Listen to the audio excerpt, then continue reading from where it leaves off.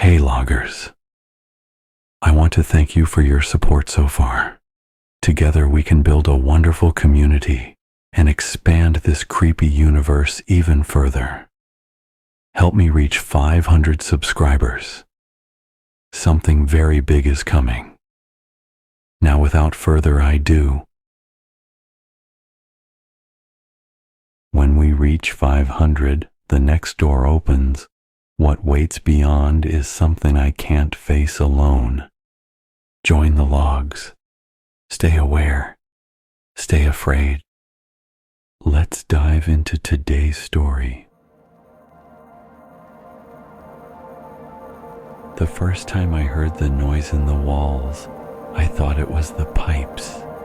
The building I'd moved into was old, one of those late 1800s apartment blocks with ceilings high enough to echo and floors that groaned whenever someone turned over in bed upstairs. It had charm, I told myself. Charm and history. But the noise wasn't plumbing. It was too steady for that, too rhythmic. 3 slow taps, then a pause, then 2 shorter ones. Tap, tap, tap, tap, tap. Always in the same order, always at the same time. 3:07 a.m. I work nights sometimes, so I'd be awake when it started. The sound came from inside the walls, not the vents, not the radiators.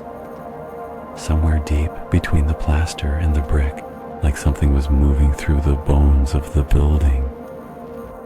My neighbors didn't hear it. I asked the old woman across the hall.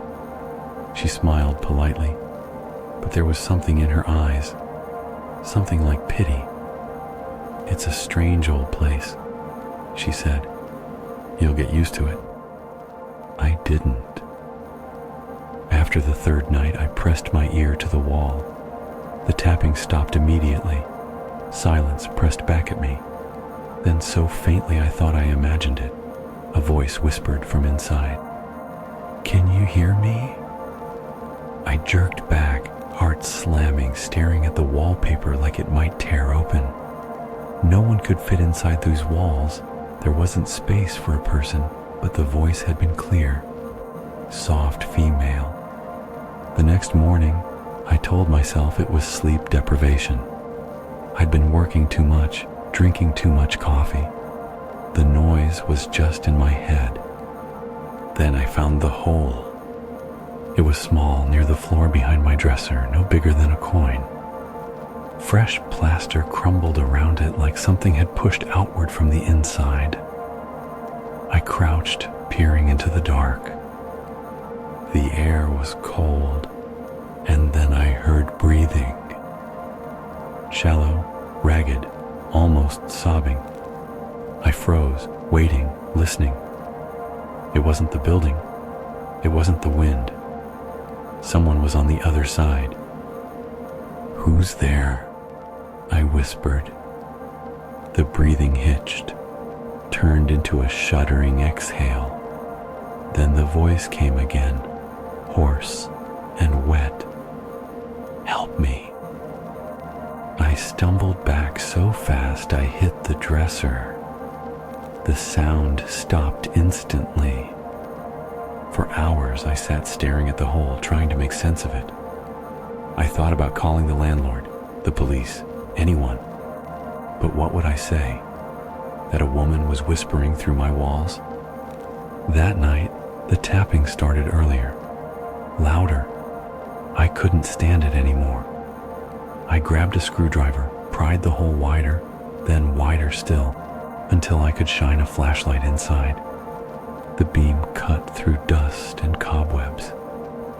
The space was narrow, just a crawl between the interior and exterior walls. But the light caught something at the far end. A hand, not moving, not pale and skeletal like a corpse should be. Just still, fingers curled against the brick. "Are you hurt?" I whispered. The hand twitched. Then another tap, tap, tap echoed through the walls, right beside my ear. I dropped the flashlight. When it stopped rolling, I saw it, just for an instant, half a face peering through the darkness, eyes too wide, mouth open in a shape that didn't match the sound coming out of it. I staggered back, slammed the dresser against the hole, and didn't sleep. When the landlord came by 2 days later to fix a broken window latch, I mentioned the noises. He went pale. "You shouldn't be hearing anything," he said. "That side of the wall was sealed. Completely." I asked what he meant.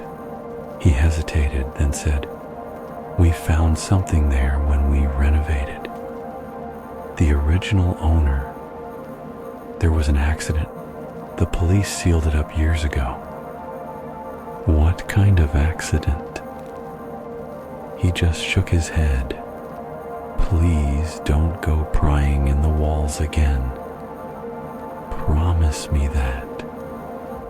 That night, I heard the whisper again, only this time it said my name. I didn't touch the wall again for 3 nights, but the whisper didn't stop. It grew bolder, closer, until it was less like a voice behind the plaster and more like someone speaking directly against my ear. Sometimes it said my name, soft and pleading. Other times it laughed, a low, broken sound that died in its throat. The tapping started again on the 4th night, but different now, faster, urgent. Then came a scraping noise, nails or something harder dragging down the inside of the wall. I lay in bed, staring at the dresser pressed against the hole, listening to the sound of something trying to claw its way closer. By dawn, I'd had enough. I pushed the dresser aside, half expecting to see the wall cracked open already. But the hole was just as I'd left it, small, black, patient. The air that drifted out was colder than the room, heavy with a smell I couldn't place, like rust and damp paper. I told myself I needed to know. If there really was someone trapped in there, impossible as that seemed, I couldn't just ignore them. I went to the hardware store that afternoon and bought a hammer, a chisel, a dust mask. The clerk asked if I was doing demolition work. I laughed too quickly, said yes. Back home, I pulled on gloves and started chipping away at the plaster. The first hit rang through the apartment like a gunshot. White dust filled the air, clinging to my eyelashes. Behind the plaster was old brick, uneven and brittle. I kept going. The more I broke away, the worse the smell became. Not death exactly, but age. The kind of scent old libraries might have if the books were bound in something that once breathed. The whisper came again, but faint, right behind the brick. Closer. My hand shook, but I kept chiseling, brick by brick, until I found a hollow. My flashlight cut into it, revealing a narrow shaft that ran between the studs, barely wide enough for a person to crawl. The dust shimmered in the beam like smoke. Something moved in there. At first I thought it was a trick of light, but no, it was real. A shape shifting in the dark. Slow. Deliberate. "Help me," the voice said again.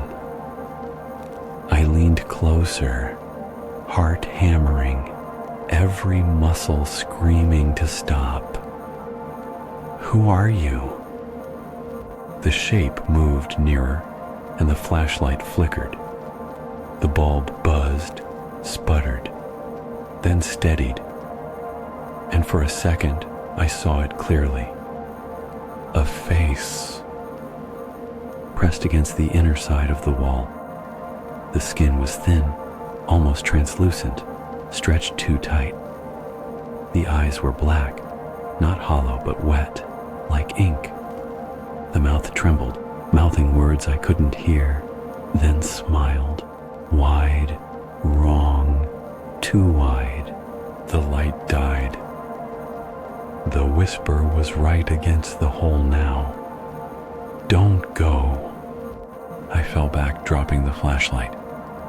My knee hit the floor hard, pain shooting up my leg.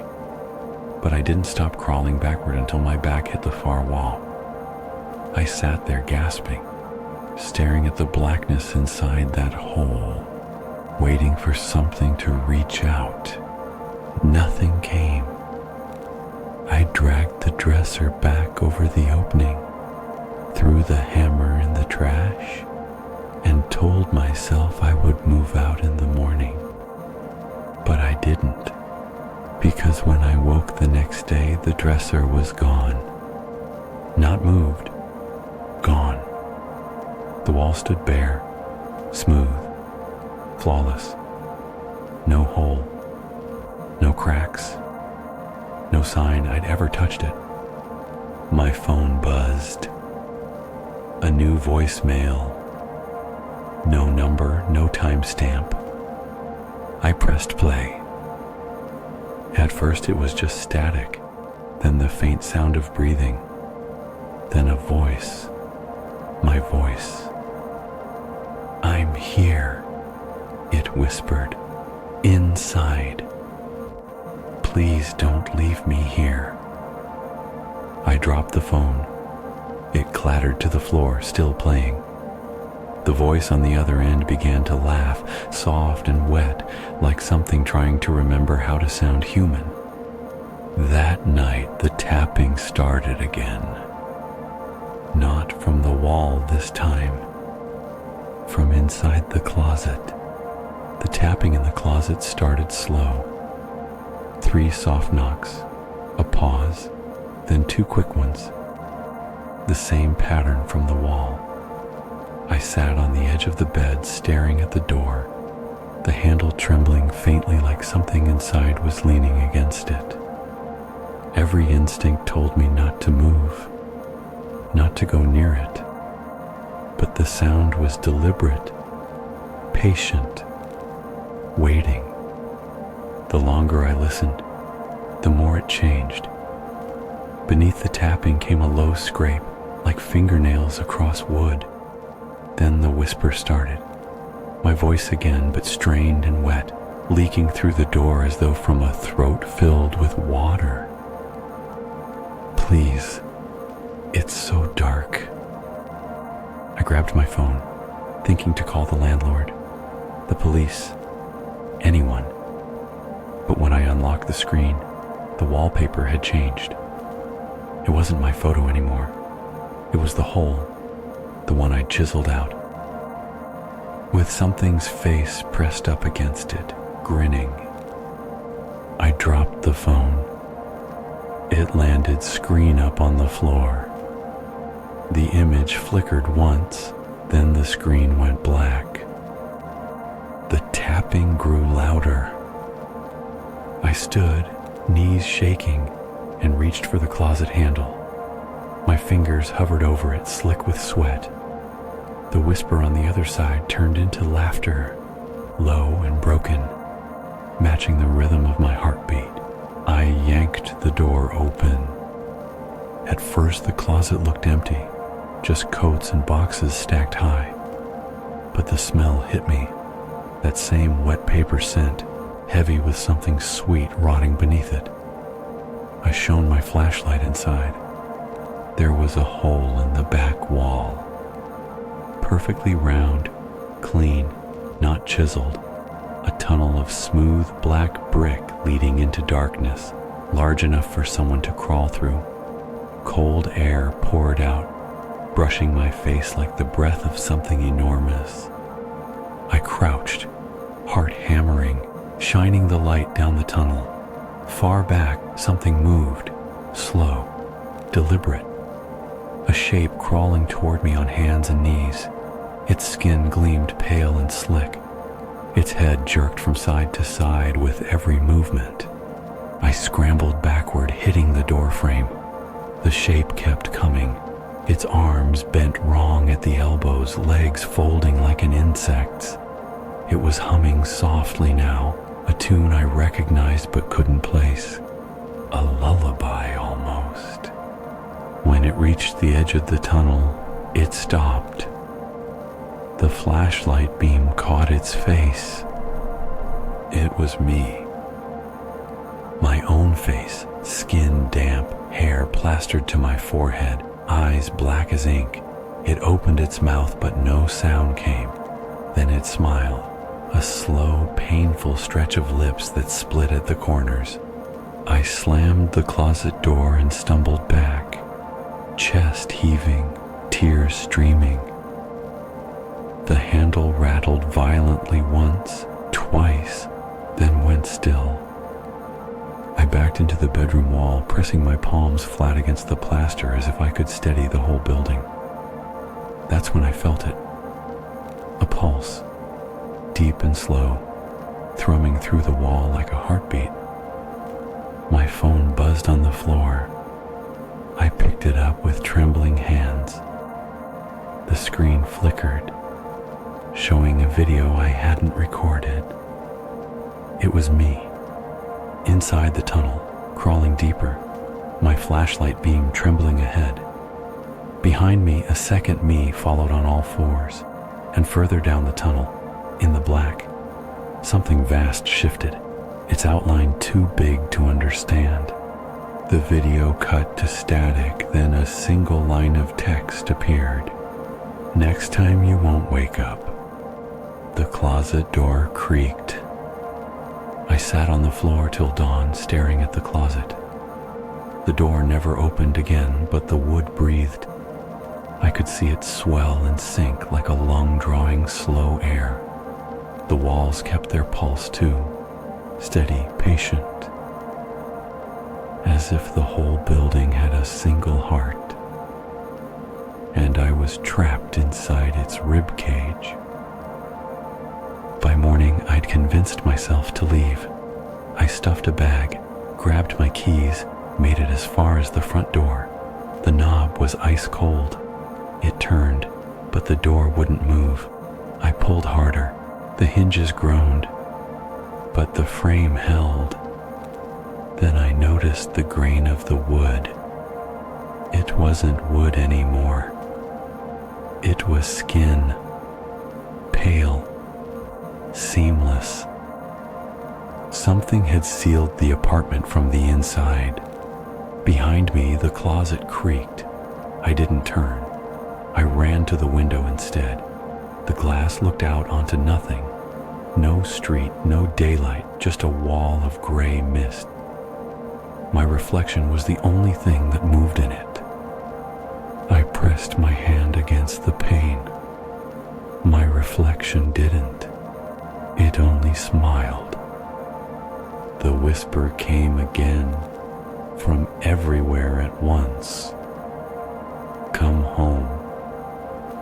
The air thickened, humming with that low heartbeat. My chest vibrated with it. The floorboards softened beneath my shoes, bending, sagging inward toward the closet. Every step I took slid me closer. I tried to grab the table, the wall, anything solid, but everything was breathing now.